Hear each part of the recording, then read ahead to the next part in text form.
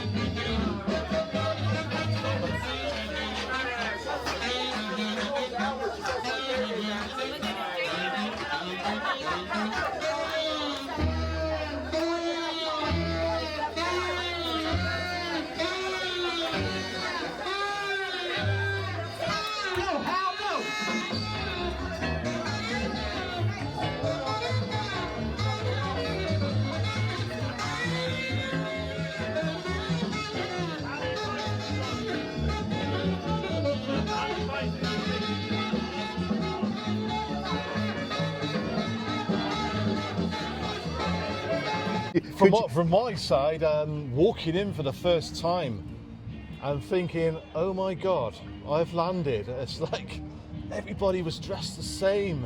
And it was like stepping back in time, back to the 1950s. You know, you just look around you, the decor, even Audrey with a fag in her mouth, you know, and... Said the wrong word to her and you'd be wearing the glass. It was great, you know. Oh, And no. that, never forgot that moment walking in there. Yeah, I was the same when I first. I said my mum and dad had gone down there, and my dad thought it was quite funny that I was going to go to the pub that they used to go to. And when I first walked in, didn't know anyone, walked in a few times, sort of what I thought looked right, and you know, eventually I did. I got the right clothes or what I wanted to wear. It was always good. I mean, when I was a kid, I used to climb through the window, climb down the drain pipe, and go out, sneak out, so my parents didn't know I was out. Obviously, coming back, climb back up with my draped suit on. How old were you when you went down there? I think the first time I went down there, I was about 12, 13 years old. I mean, Audrey used to tell me I'm too young to come in. And I used to have to wait outside sometimes so somebody else would come along and I could go in with them. Like Ken Ursley. Oh, wow. Someone like that. He used to say, come on in, come on in. You know. used to have the police in there as drinking as well. It was a place that the police used to come in and have a drink, yeah. Yeah, they did. Yeah, they enjoyed what was going on. It was just a proper pub. There was sweat and things coming from the ceiling. It was, you know, the smell of the place was great, and you were there like squeezed in like sardines. It was just an amazing place. And when you're in the middle of your teens with your mates there as well, with the music you enjoyed, it was fantastic. In the later years, this was the main entrance, sort of in the middle, but there was also a door at the side. Yeah. which was the not quietly door when you wanted to get in early. Because originally it was called the Spring Gardens Tavern, and then they changed the name to the Springer in about 1976. Because we were in there one night and they said the brewery want a different name. I said everyone calls it the Springer. Oh shit, that'll do. Job done. So, and it became the Springer around about 1976. What do we have? We had brick front with tiles on there, wasn't it? Yeah, Victorian tiles. Yeah, like green ceramic tiles, wasn't there? And when we first went down there, of course, the sign was a Springer dog. That was the sign I remember. The Springer also featured in the BBC's Arena Eddie Cochran special in 1982. If I can have your attention for a moment, I'm going to tell you what's going on. I never swear. Anyway, I'll tell you now, the coach is outside and it's going to leave within a couple of minutes and it will take you to Chippenham via Bath and then from Chippenham to St Martin's Hospital. You'll arrive in Chippenham around about 2 o'clock, St Martin's Hospital round about 4, to arrive back here at 6 o'clock to 6:15. I think there'll be some food on or something, I don't know. But then tonight, up at Trinity Social Club, a disco, a film, and a good band. So that tells you everything what's on. So, if you'll depart in an orderly manner, don't kick any cars or anything on the way out. Eddie Cochran will always live in the minds of all the true Teddyboys who've ever listened to rock and roll. Eddie Cochran still lives. The bus driver, John Hale, would later run the Springer with his wife, Gwen. He was a bus driver, so yeah, we had a double-decker bus. And the Eddie Cochran thing, we went on the double-decker as well. And coaches and God knows what else. That was when we put the sundial up at the St Martin's Hospital up in Bath for the Eddie Cochran Memorial gig. We had a double-decker bus, used to come down here, and we'd all go off to somewhere like Southampton, go see Freddie Fingers Lee, or up to the Birmingham All Day on the bus. And then when Johnny Hale took the pub over, because it closed in, what, 1986, wasn't it, to start with? So it was out of action for about a year, or maybe just under. Johnny Hale got the a loan from the brewery, got the place completely refurbished, and it kind of strips away the old character. All the old little snoops and the black blooming ceilings and the... Yeah, it was better when it was a grubby dive, because everybody knew where they were. It's kind of like sterile, hugdematized, whatever you want to call it, you know. But yeah, we had some good years there. And, well, we soon wrecked it. Yeah, exactly.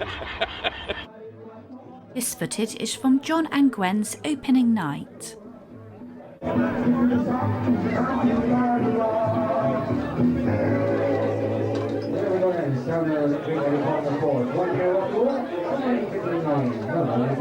Just got a few words to say tonight before we get somebody into officially in the Springer Pub, the new Springer. First of all, we must never forget Audrey. Kept the place going in the bad times and the good times. He gave us rock and roll. And it's only through Audrey that the Springer is here today. Honey, on my biscuit, you the butt on my roll.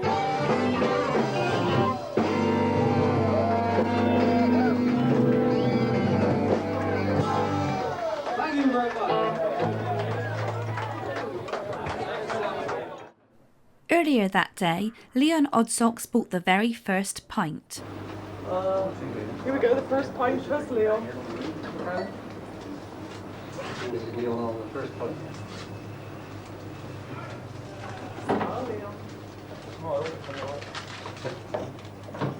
Want to see the money come out? Yeah, that'll be naughty. First point. Where's the turret?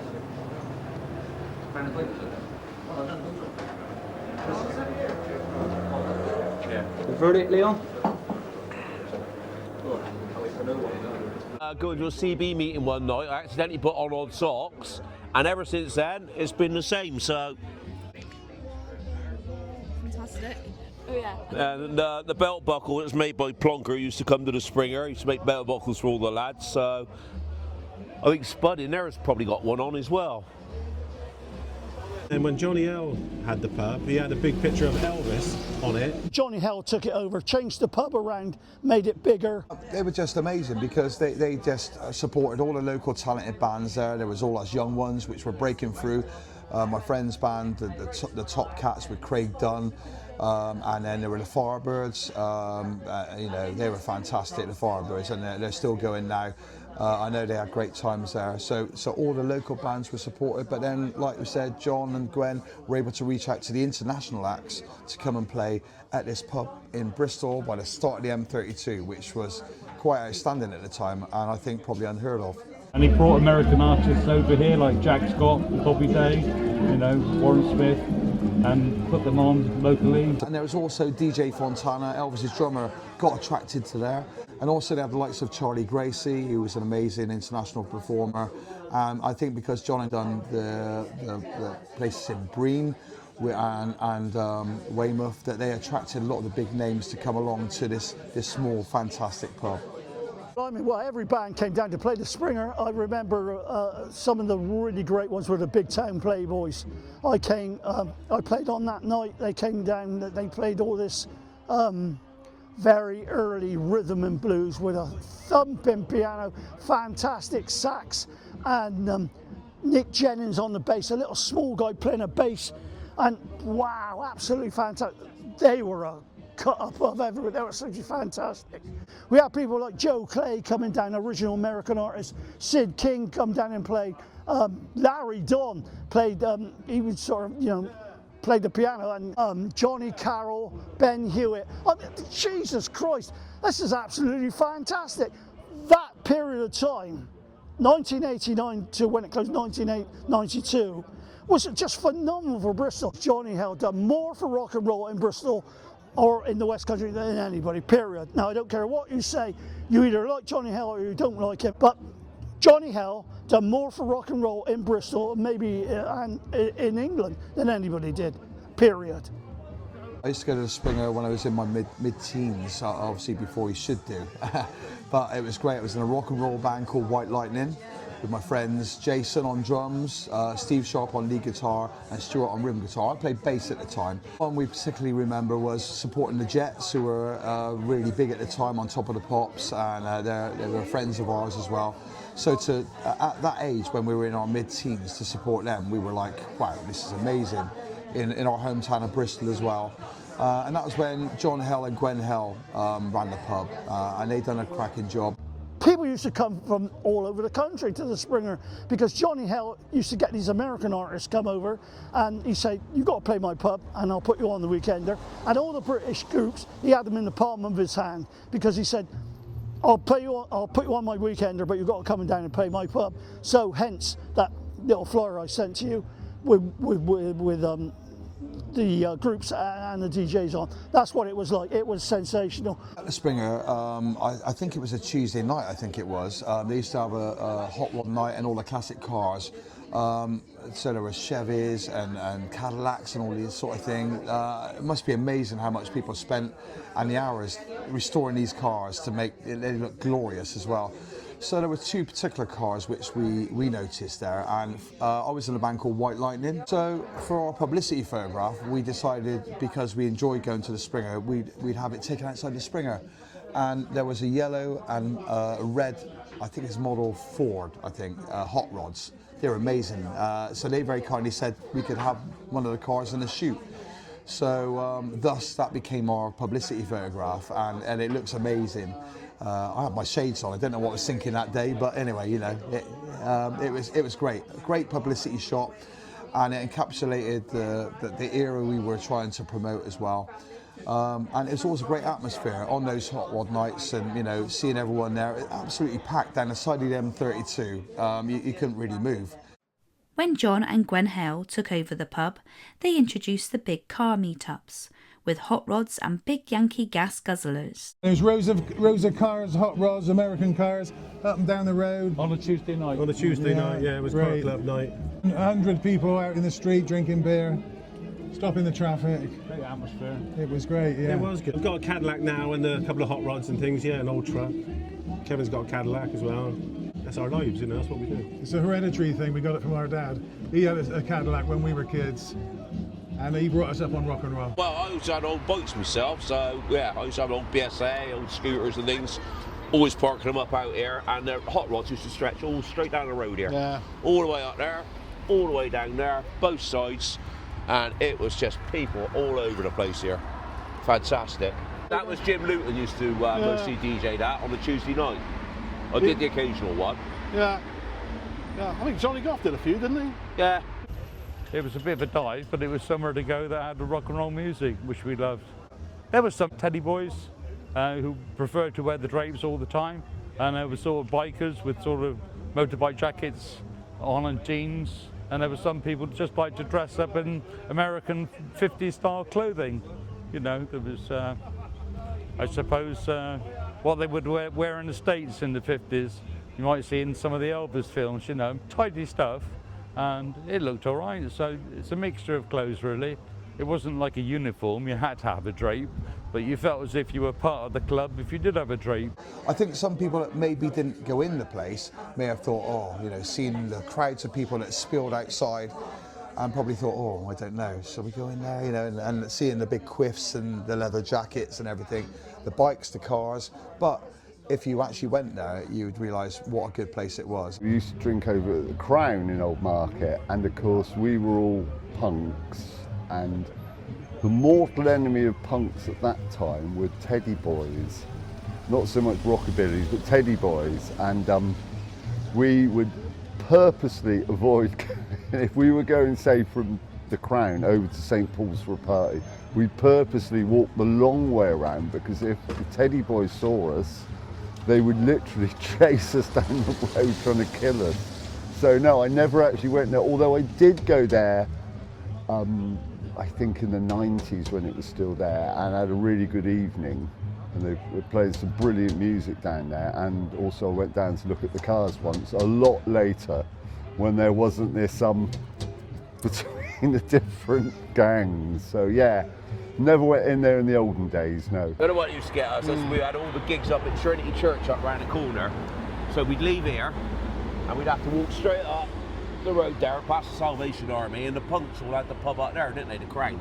And the amount of times we used to meet in the middle and almighty used to let loose everywhere. I bet if you went over there and drained that river, there'd be nothing but flick noise, knuckle dusters and lead bars and bicycle chains.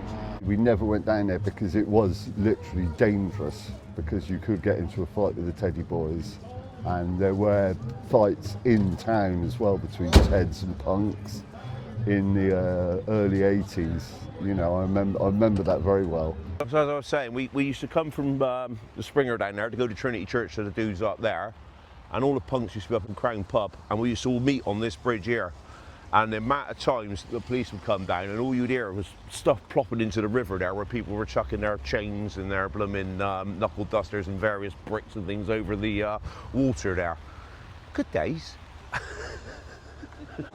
In the 80s, say 88, 89, I sort of was living upstairs. I got my own flat with John, and he had me working behind the bar, pulling pints, and we had a great time, absolutely fantastic. He wanted me to sort of run the pub for him while he was doing the weekender, and I got paid for it. He was quite generous with the money, but it meant changing the pumps, changing the barrels, doing breakfast in the morning, 8 o'clock, opening the bar at lunchtime, evening, paying the bands, paying the DJs. It was quite demanding, really. Yeah, wonderful days. Great, lovely people. Met some cracking people there. Yeah, lovely job as well. My only claim to fame is being photographed with Screaming Lord Sutch. Screaming Lord Sutch we had with his coffin, and we had him perform in the Springer, and that was very well attended. Yeah, that was a shocking night, yeah, but Screaming Lord Sutch was an outrageous character. Not, I wouldn't say rock and roll, but he did like monster rock, and it was his take on it. Monster raving loony party as well, like, you know, but Dave Sutch was quite a character, and although he was a proper lord, he was down to earth and one of the boys. So among the DJs that were there were, of course, John Goff, legend, and of course Vince there was as well. They were all fantastic. They were masters of their craft. Vince got up on stage with us, and they all knew how to entertain the audience, showmanship, and play the right records. And it takes a lot of time and, you know, years to sort of know what songs to play after each one. It's not a case of now just going on the Spotify and going bink, bink, bink, you know. So they had proper people that were good at their crafts. What with the DJs that were there, provided fantastic nights, which everyone enjoyed. And again, everyone was just squeezed in like sardines, having a good time, having a dance and a sing. I'd like to talk a bit about the DJs that are no longer with us because they are absolute legends. Mike Simmons, they used to call him Silent Mike because he never spoke a word. Back in the early 70s when he started DJing, not long after I started, he was the only DJ that didn't talk on the microphone. So Mike Simmons. Bob Honeychurch was the first DJ to take over at the Springer when Johnny Hale took the Springer on. We have Dave Melksham. He was a great DJ from back in the day. He's not dead, he's still alive, but he won't come out to play anymore, but great DJ. Chris Paulson, he won't come out to play anymore, but he done some legendary stuff. He's done the Eddie Cochran thing back at the Springer in the 70s, and he was a legend in his own lunch time or in his own record box. Eddie Truman was absolutely fantastic DJ.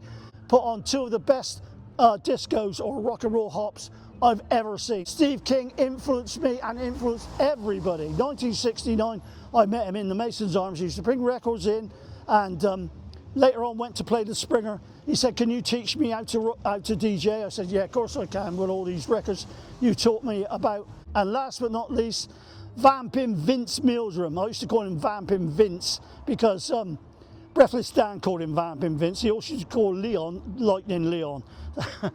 Vampin' Vince, but his real name came out as Vince Vegas. What a fantastic DJ. The first time I met him, he said, "I like Billy Lee Riley and Jerry Lee Lewis." He had a tattoo on both his arms of each artist. I knew I was going to like him forever after that. He came to the first Breen Weekender I did, stood in front of the decks. We had these morons coming along for requests by like Crazy Cavin and all this modern stuff that I didn't play. And he said, "He don't play that, he won't play that, he won't play that. Oh, he might play that." That was fantastic. Vince was absolutely fantastic. He could play every instrument going in his band. One of many bands. I said to him, "You're playing bass." He said, "Yeah, but I can play guitar better than our guitarist, and I'm better than the drummer as well." And he was absolutely fantastic. I said to Vince one time, "How many Jerry Lee Lewis numbers can you play?" And he said, I do them all. I can know the lot." I got absolutely fantastic. I cried for a week when he died. Absolutely legend.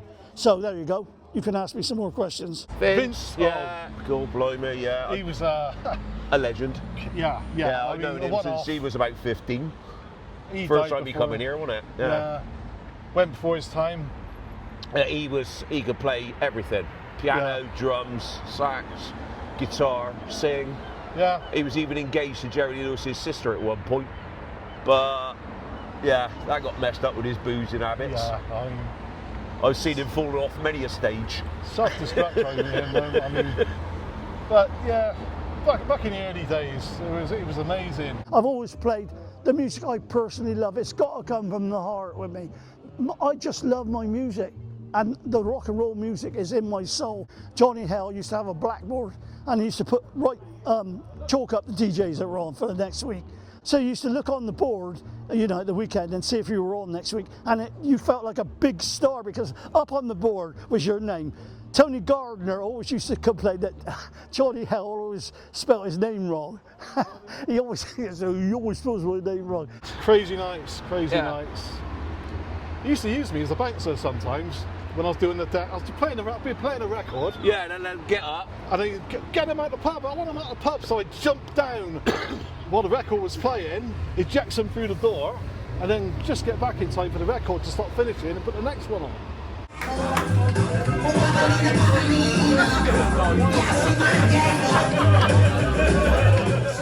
Johnny Hale, Springer Mark II. Yes. Yeah. The downfall of the Springer. Yeah. Well, yeah. A gradual. They're not so good. Gradual decline. The health and safety decline. Yeah, those sort of last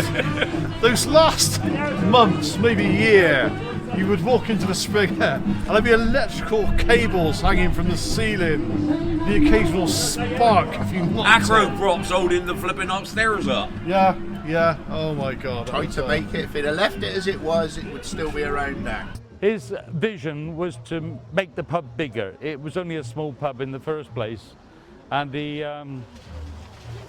made a cellar. He dug a cellar out. That made it bigger, gave him a bit more floor space.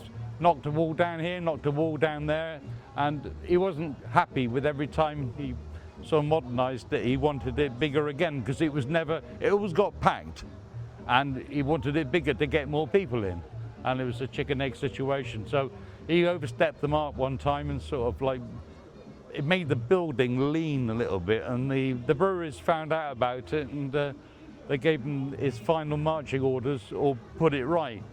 I think if he'd have done it properly, through the proper channels, and right authorisation and finance, it might still be here today.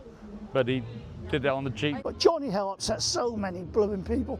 He would say to Slugs, don't let him in, don't let him in. If you're drinking in a pub elsewhere, I don't want him in. So the numbers dropped considerably. So like, he couldn't play the bands, couldn't play the DJs.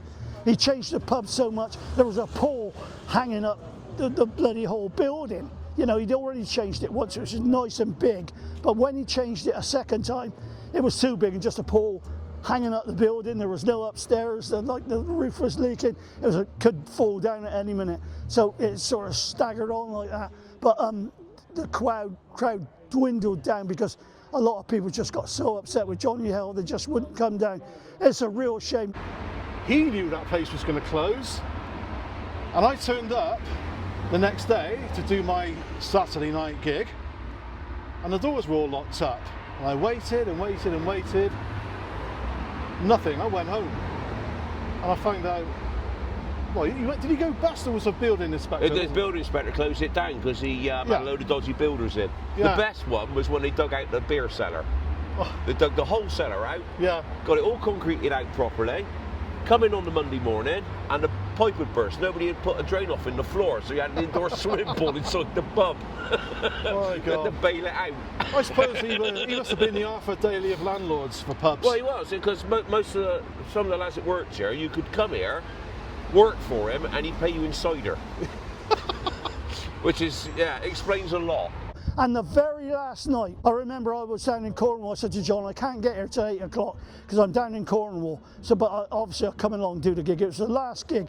Johnny Hale ran out of beer about 8, 9 o'clock at night, so I don't know what they were drinking after that. But the place was packed out. I got there at 8 o'clock. Johnny Hale had my record box ready, which I used to leave kept locked up behind the bar, ready for me to play. So I came in. Johnny Hale would come along and say, Johnny Goff's here, and give me the big intro, and then that was a really great finish night. That night, everybody put prejudices aside, and they said, right, this is the last night, we're going along to this one. It was packed out. A really great finishing night. Always finish on a good finish night, I think. Never go out on a whimper, never overcook things. What a good place it was, and it's sadly missed. So there you have it, the story of a backstreet pub that's long gone but still fondly remembered. The cornerstone of a community that's sadly no more.